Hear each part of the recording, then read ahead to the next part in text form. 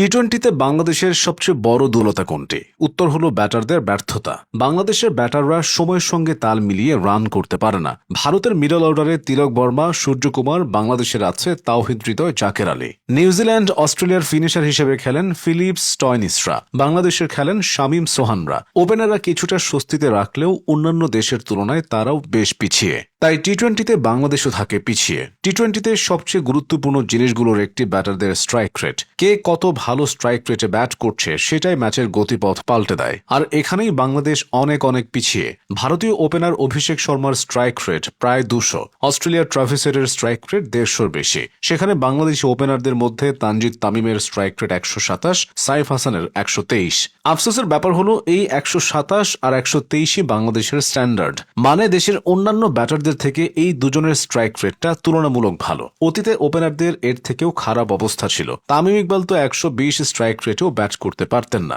এটাই প্রমাণ করে বাংলাদেশ কতটা পিছিয়ে আছে। স্ট্রাইক রেটের এই সমীকরণে ওপেনারদের থেকে মিডল অর্ডারের অবস্থাটা আরও ভয়ানক। অস্ট্রেলিয়ার মিডল অর্ডারে খেলা টিম ডেভিড ব্যাট করেন 170 স্ট্রাইক রেটে। ইংল্যান্ডের হ্যারি ব্রুকের স্ট্রাইক রেট 150-র বেশি। সেখানে বাংলাদেশের হৃদয়ের টি-টোয়েন্টি স্ট্রাইক রেট 121, শামীমের 123 ও জাকেরের 122। পার্থক্যটাই বলে দেয় বাংলাদেশ কতটা পিছিয়ে। টি-টোয়েন্টিতে বাংলাদেশের পিছিয়ে থাকার আরেকটা বড় কারণ হলো বিগ হিটারের অভাব। বর্তমান বিশ্ব ক্রিকেটে প্রতিটি দলে বিগ হিটারের ছড়াছড়ি। হাত খুলে খেলতে পারবে এমন ব্যাটারদের চাহিদাও এখন বেশি।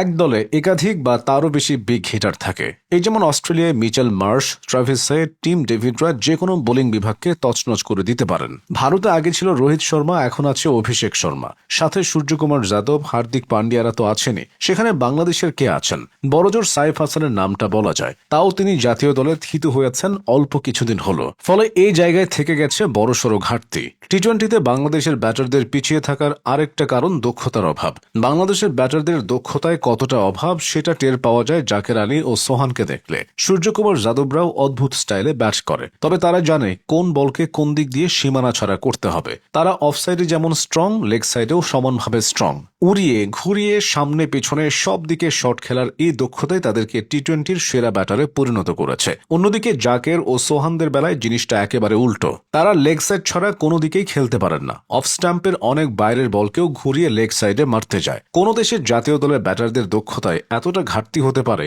জাকের ও সোহানদের না দেখলে সেটা হয়তো বোঝাই যেত না। টি-টোয়েন্টিতে বাংলাদেশের ব্যাটারদের পিছিয়ে থাকার আরেকটা কারণ হলো পাওয়ার প্লে ও স্লগ ওভারে রান তুলতে পারার দুর্বলতা। সাইফ হাসান, তানজিদ তামিম ও পারভেজ ইমনরা এসে পাওয়ার প্লেকে কাজে লাগানোর চেষ্টা করে যাচ্ছেন। এর আগে তো এমনটাও ছিল না। তামিম ইকবাল, নাইম শেখরা টি-টোয়েন্টির পাওয়ার প্লেতে ওয়ানডে স্টাইলে ব্যাট করত। পাকিস্তানের বিপক্ষে 10 ওভারে 62 রানের কথা এখনো অনেকে ভুলতে পারেনি। অন্যদিকে ভারত, অস্ট্রেলিয়া ও সাউথ আফ্রিকার ব্যাটাররা পাওয়ার প্লের 6 ওভার সবচেয়ে ভালোভাবে কাজে লাগান। ইংল্যান্ডের জশ বাটলার ও ফিলিপ সল্ট ধ্বংসযজ্ঞ চালান। একইভাবে স্লগ ওভারেও অন্যান্য দেশের ব্যাটাররা যোজন এগিয়ে পুরো ইনিংসে যাই হোক শেষ দিকে তারা সেটা পুষিয়ে দেয়। সর্বোপরি টি-টোয়েন্টিতে বাংলাদেশি ব্যাটাররা পিছিয়ে আছে মানসিকতায়। দলের চেয়ে ব্যক্তিগত অর্জন, বাদ পড়ার আশঙ্কা ও কোনো রকমের রান করার চিন্তা, এমন মানসিকতা তাদেরকে পিছিয়ে দিয়েছে যেটা অন্য দলের ব্যাটারদের ক্ষেত্রে দেখা যায় না।